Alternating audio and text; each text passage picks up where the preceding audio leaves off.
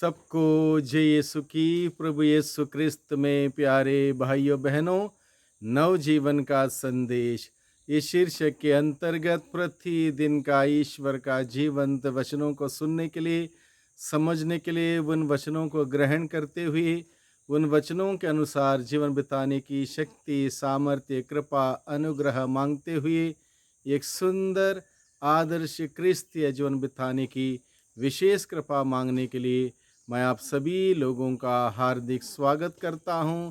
आज सितंबर की 19 तारीख है, शुक्रवार का दिन है और आज के दिन में मनन चिंतन करने के लिए हम सबों को विषय दिया है संत लूकस के द्वारा रचित सुसमाचार अध्याय 8 पद संख्या 1 से 3 का प्रसंग है।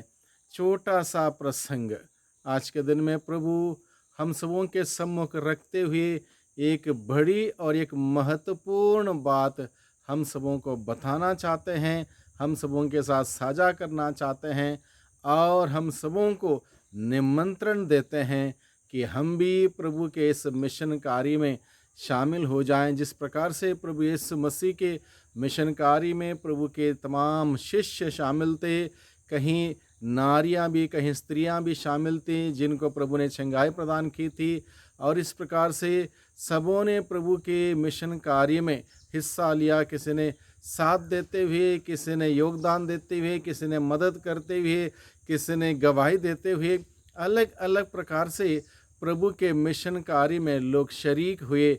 और इसी बात को समझने के लिए और उस कार्य को आगे बढ़ाने के लिए प्रभु हमें बुलाता है। यहाँ पर लिखा है, इसके बाद ईसा नगर नगर और गांव गांव घूमकर उपदेश देते और ईश्वर का राज्य का सुसमाचार सुनाते रहे। प्रभु यीशु का सुसमाचार सभी मानव जाति के लिए, समस्त सृष्टि के लिए, हर जाति वर्ग समुदाय के लोगों के लिए। इसलिए प्रभु एक जगह पर सीमित नहीं रहे, प्रभु नगर नगर से घूमते रहे, गांव गांव घूमते रहे, एक जगह से दूसरी जगह पर, हर जगह पर हर प्रकार के लोगों के बीच में गए और सुसमाचार को प्रभु ने सुनाया। प्रभु का सुसमाचार का मुख्य विषय था ईश्वर के राज्य और उसके धार्मिकता, यानी कि प्यार, मोहब्बत, शांति, क्षमा, न्याय और मुक्ति। इन सभी बातों को लेकर प्रभु ने लोगों को उपदेश दिया, लोगों को सिखाया, लोगों को समझाया, और लोग इन सभी बातों को सुनकर प्रभु के नज़दीक आए। प्रभु के शिष्य प्रभु के कार्यों को नज़दीक से देखते हैं। जैसे कि यहाँ पर लिखा है, उनके 12 प्रेरित उनके साथ थे, यानी कि प्रभु के प्रेरितों को, प्रभु के शिष्यों को मालूम था कि प्रभु का मिशन कार्य, लेकिन उन्होंने देखा नहीं था। अब प्रभु यीशु मसीह उनको प्रैक्टिकल नॉलेज देने के उद्देश्य से अपने साथ ले जाते हैं और प्रभु के प्रेरित, प्रभु के शिष्य प्रभु के साथ चलते हैं, प्रभु के मिशन कार्य में आगे बढ़ना सीखते हैं, प्रभु के मिशन कार्य को करना, प्रभु के नज़दीक रह कर देखते हैं, समझते हैं और उस कार्य को बाद में वो स्वयं आगे बढ़ाते हैं। यानी कि हम सबों को प्रभु के उस मिशन कार्य को आगे बढ़ाने के लिए प्रभु के पास जाना होगा, प्रार्थना में बैठना होगा, बाइबल पढ़ना होगा, प्रभु से प्रार्थना करनी होगी, मनन चिंतन करना होगा, ताकि हम सबों के अंदर वो ज्ञान, वो बुद्धि, वो विवेक, वो प्रज्ञा के शब्द मिल जाए, जिससे कि द्वारा हम प्रभु के राज्य का सुसमाचार का प्रचार हम सभी कर सकें। ये महत्वपूर्ण बात प्रभु हम सबों को सिखाता है। हर एक व्यक्ति को जिसने बपतिस्मा संस्कार ग्रहण किया, उस व्यक्ति को प्रभु का सुसमाचार फैलाना है और उसके लिए प्रभु के नज़दीक जाना, प्रभु के पास जाना, प्रभु के सानिध्य में जाके बैठना, प्रार्थना में समय बिताना, बाइबल पढ़ना बहुत ही ज़रूरी है। तभी जाके हम लोग प्रभु के कार्यों को करने के लिए परिपक्व हो जाते हैं, अन्यथा हम लोग प्रभु के कार्य नहीं कर पाएंगे। इसलिए प्रभु के शिष्यों के भांति हमें भी प्रभु के पास बार बार हर दिन जाना होगा, प्रभु के नज़दीक बैठना होगा, समय बिताना होगा। तब हम प्रभु के कार्यों को ना केवल समझेंगे, बल्कि प्रभु से कृपा प्राप्त करते हुए आगे बढ़ाएंगे उस कार्य को, और हमारे जीवन के द्वारा प्रभु की गवाही हम सभी दे पाएंगे।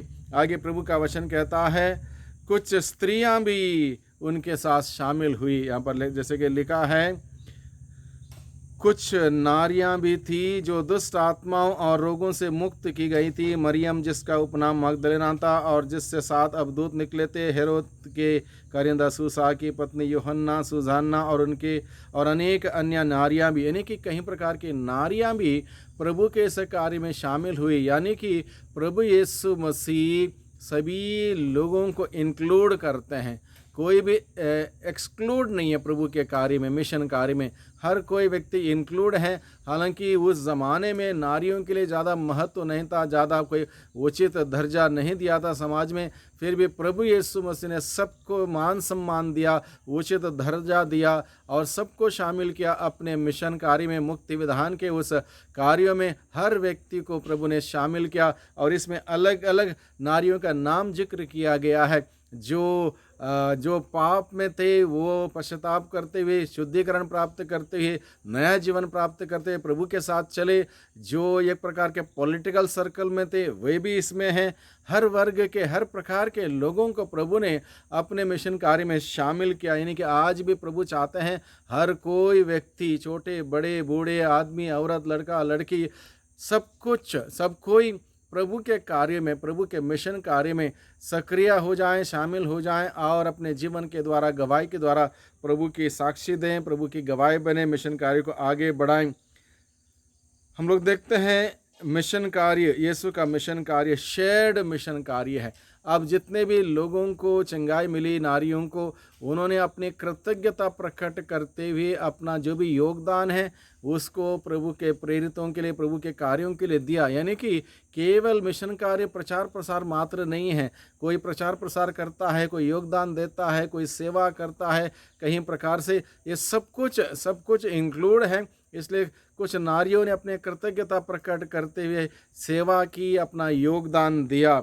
यानी कि प्रभु का मिशन कार्य शेयर्ड मिशन कार्य है और इसलिए सभी लोग इसलिए इसमें इम्पॉर्टेंट है। सबको इसमें प्रभु ने इंक्लूड किया है, शामिल किया है। The mission of Jesus is inclusive, यानी कि कोई भी बाहर नहीं है। भले उस ज़माने के नियम के अनुसार स्त्रियां आगे नहीं आ सकते थे, प्रभु ने स्त्रियों के भी वो महत्व दिया, मौका दिया, चांस दिया, ताकि सबको ही प्रभु के उस संदेश को ग्रहण करें, सुने। ग्रैटिट्यूड लीड्स टू सर्विस, यानी कि यहाँ पर स्त्रियों को जो वरदान आशीष मिले उसकी कृतज्ञता प्रकट करते हुए उन्होंने सेवा कार्य में अपना योगदान देना चाहा। We need to be partners of the mission of Jesus, यानी कि हम सबको यह जिम्मेदारी दी गई है प्रभु के मिशन कार्यों में शामिल होने के लिए, प्रभु के वचन सुनाने के लिए। इसलिए उसको ग्रहण करें, सुने, प्रभु के सानिध्य में जाएं, अपने जीवन के द्वारा, जीवन के उदाहरण के द्वारा दूसरों को समझाएं। The dignity of women is highlighted, यानी कि इस प्रसंग के माध्यम से महिलाओं की भूमिका ऊपर उठाते हुए प्रभु ने सबको दर्शाया है। हर कोई व्यक्ति जो ईश्वर का बेटा बेटी है, ईश्वर की सेवा में एक अच्छा जीवन बिताते हुए, पवित्र जीवन बिताते हुए शामिल हो जाएं, शरीक हो जाएं। इसलिए हर एक व्यक्ति के लिए निमंत्रण दिया, हर व्यक्ति को मान सम्मान के साथ प्रभु बुलाता है। हम भी प्रभु की सेवा में आगे बढ़ें और प्रभु के सुसमाचार को अपने जीवन के द्वारा, जीवन के उदाहरण के द्वारा, हमारे रहन सहन के द्वारा प्रचार प्रसार करते हुए प्रभु के नाम की गवाही बने, प्रभु की साक्षी बने। प्रभु की आशीष बरकत हम सबों को निरंतर मिलते रहे। प्रभु के कृपा में, आशीषों में निरंतर हम आगे बढ़ें। सबको धन्यवाद, सबको जय यीशु की।